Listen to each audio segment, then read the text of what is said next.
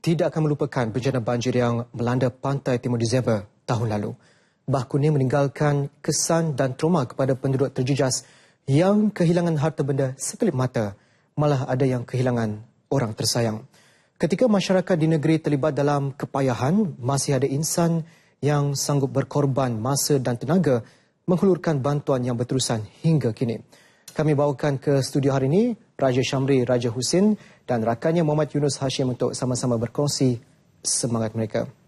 Ya. Pak, terima kasih kerana sudi datang dalam segmen dalam berita kita pada hari ini. Baik, mungkin kita mulakan dengan soalan pertama Raja Syamri.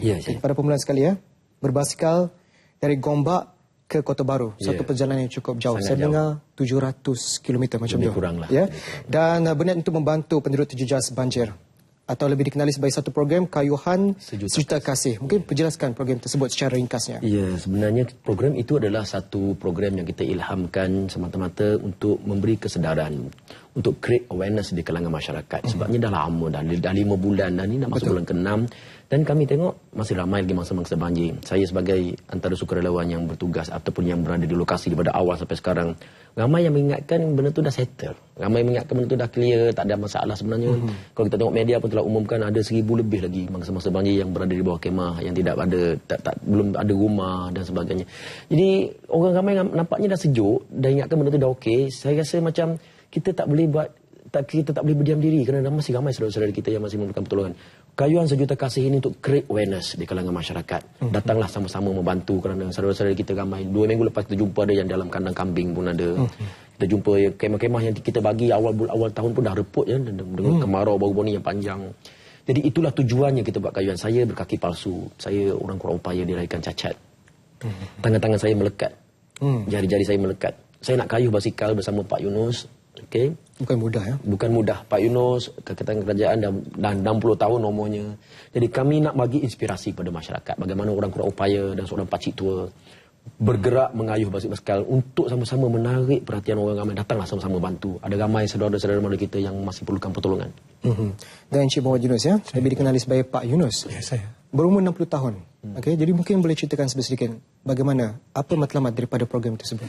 Saya timbul untuk menyadarkan masyarakat di luar sana untuk sama-sama membantu kami dalam membantu mereka yang memerlukan. Jadi saya menyeru sekali lagi supaya masyarakat di luar sana agar peka dan turut sama saya membantu mereka. InsyaAllah. InsyaAllah. Jadi siapa lagi akan yang telah menyertai program ini ya? Ya, kita mengajak semua masyarakat untuk tampil memberikan sokongan dalam apa saja bentuk lah. Contohnya tunggu kami di checkpoint telah kami wawarkan dan menunggu kami dalam keadaan bersama-sama nak kayuh untuk 1-2 km bersama-sama pun boleh. Tapi jangan sepanjang perjalanan daripada Gombak ke KL ke Kelantan polis PDRM tidak menggalakkan. Maksudnya ada checkpoint? Ada checkpoint dan ada yang akan turut serta? Ya, benar. Jadi tunggu kami di checkpoint kita kayuh bersama-sama memeriahkan majlis. Di samping juga alhamdulillah setakat ini ada di Terengganu sanggup sediakan kami penginapan, makan, dan ada pegawai-pegawai kerajaan yang menunggu kami di beberapa lokasi. Jadi inilah yang dipanggil create awareness ini. Datang bersama-sama bantu kerana ini adalah untuk kita semua, untuk bantu saudara mara kita. Saya tak mampu lakukan seorang, Pak Yunus pun tak mampu lakukan seorang. Sedangkan di sana di lokasi ada lagi beribu-ribu lagi saudara mara kita, sahabat-sahabat kita yang memerlukan pertolongan. Jadi ahli tetap sebenarnya cuma berdua ke ataupun saya akan bersama dengan 7 orang. 7 orang, ada 2 lagi warga emas akan membantu dan ada bikers yang ada kemahiran dalam teknikal yang akan temankan kita dan juga ada medical team yang akan follow sekalian bersama-sama. Jadi kami bertujuh akan kayuh basikal daripada Gombak ke Kelantan 700 km lebih kurang. Sepanjang perjalanan ini untuk kita create awareness di kalangan masyarakat. Datanglah bantu. Kami bawa bersama poster-poster, gambar-gambar yang kami buat. Yang kami projek-projek bantuan yang kami lakukan. Kami bawakan bersama-sama kami gambar-gambar terkini. Apa keadaan di sana. Untuk sama-sama kita tengok, kita lihat. Semoga benda ini menjadi inspirasi kepada masyarakat. Bagaimana seorang anak orang miskin berkaki palsu dan Pak Yunus warga emas. Kita kayuh basikal. Datang bantu.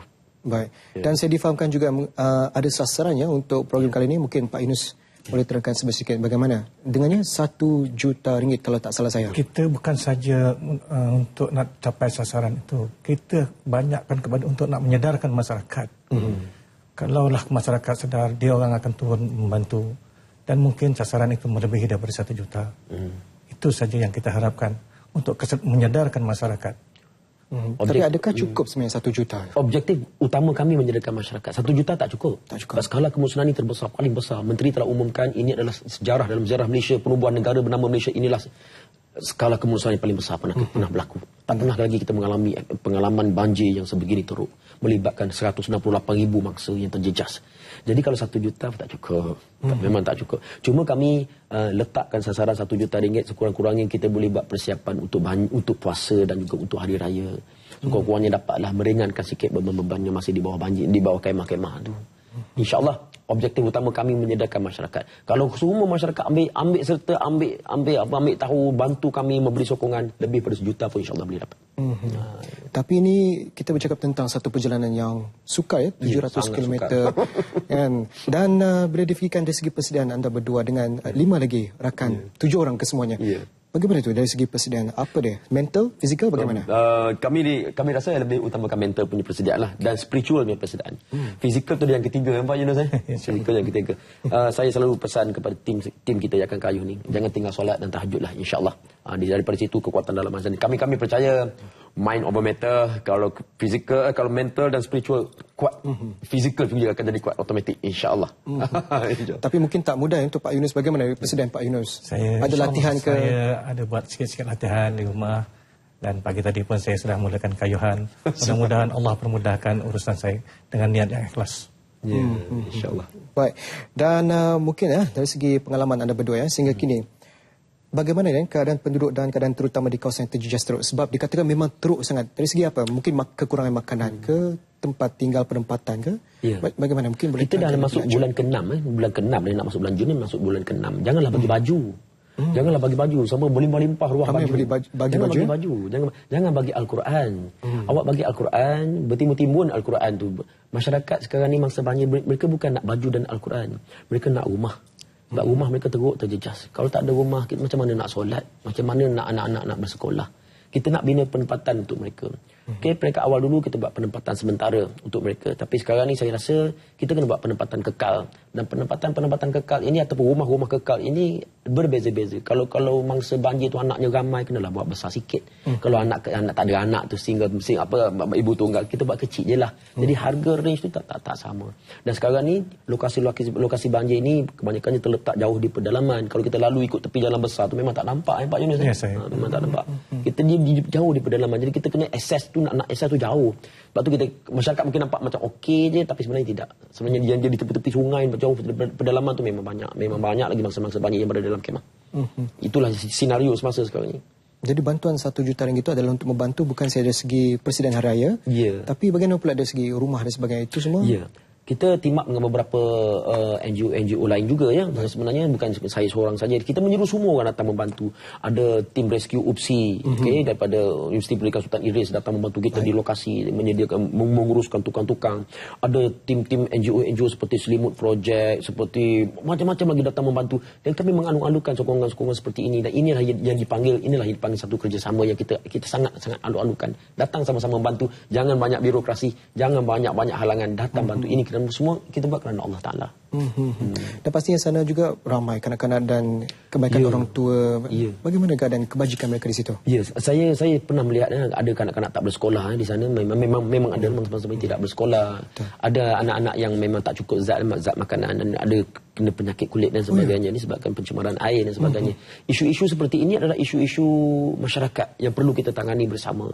Sebab kalau tengokkan anak-anak gadis yang tidur dalam kemah, ini sangat-sangat berbahaya.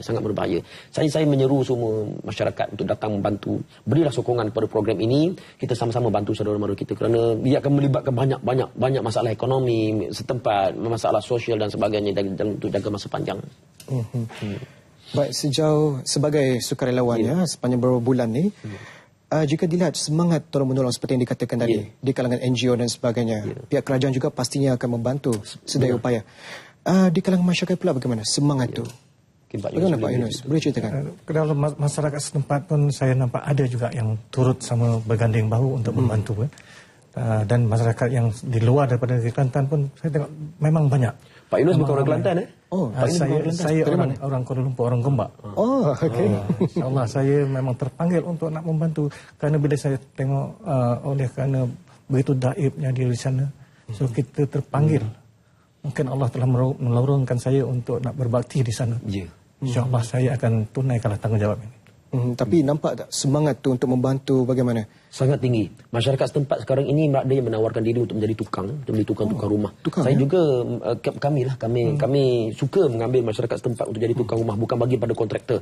Kalau bagi pada kontraktor ada profit margin pula kat situ dalam proses nak buat. Sekarang tidak. Kita ambil orang kampung, kita bagi inspirasi kepada anak muda, mereka menjadi bersemangat. Kita ajar mereka bertukang, okey. Kita bayar gaji minimum. Bila begitu masyarakat setempat suka, dapat menjana ekonomi masyarakat setempat juga pada masa yang sama. Jadi orang-orang kampung sekarang menunggu kita datang. Menunggu. Cuma mereka tidak ada sumber keuangan untuk nak buat rumah, untuk memulakan kehidupan. Jadi itulah, marilah semua rakyat Malaysia bantu saya. Bantu Pak Yunus, bantu. Sama-sama kita bantu. Supaya kita dapat selesaikan masalah ini dengan cepat, insya-Allah. Antara anda ni sebenarnya ada dua model sukarelawan yang lain daripada yang lainnya. Boleh dikatakan Raja Syamri seorang yang orang kurang payah. Dan juga Pak Yunus seorang yang agak berumur, 60 tahun. Bukan senang, nampak kelihatan sihat sentiasa. Jadi mungkin bagaimana anda berdua boleh dijadikan satu inspirasi kepada anak-anak muda kita ni? Bagaimana pada pandangan Raja Syamri? Saya dilahirkan cacat berkaki palsu, anak penolong getah. Saya seorang penceramah. Sekarang ini saya bekerjaya sebagai seorang perunding latihan dan motivasi. Saya menyeru adik-adik saya di luar sana, anak-anak muda di luar sana, datang bantu saya kerana saya berkayuh basikal daripada KL ke Kelantan tu jauh dengan berkaki palsu. Kalau saya berjuang masa dan tenaga, berjuang keselamatan saya, kesihatan saya untuk orang lain, adik-adik yang lain, sahabat-sahabat yang lain di luar sana, datanglah bantu saya. Bantu kami. Sebenarnya kita bukan bantu orang lain, kita bantu diri kita sendiri.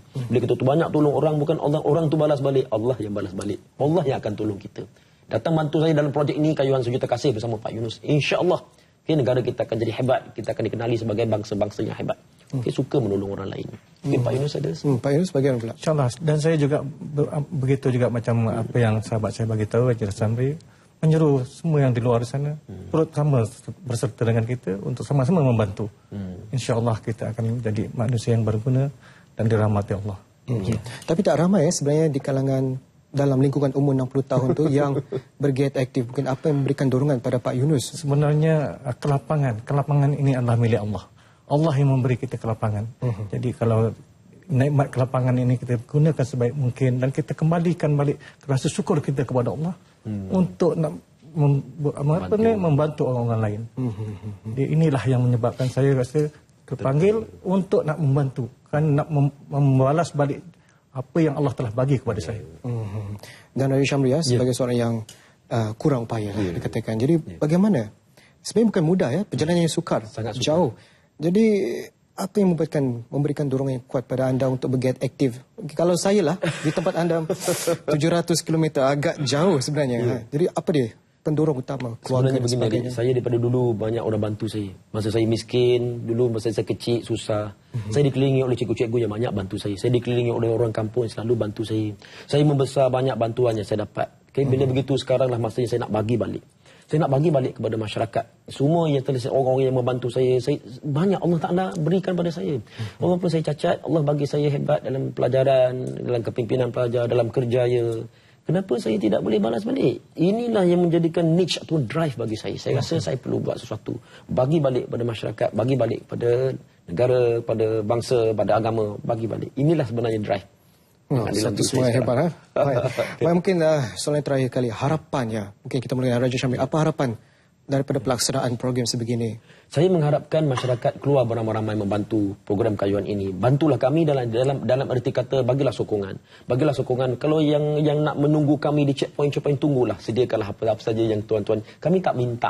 Ada lori kecil Pak Yunus yang bawa yang akan follow untuk siapa nak sumbang barang-barang sumbangan boleh bagi. Tapi janganlah bagi kain baju banyak sangat terlalu melimpah-limpah kain baju.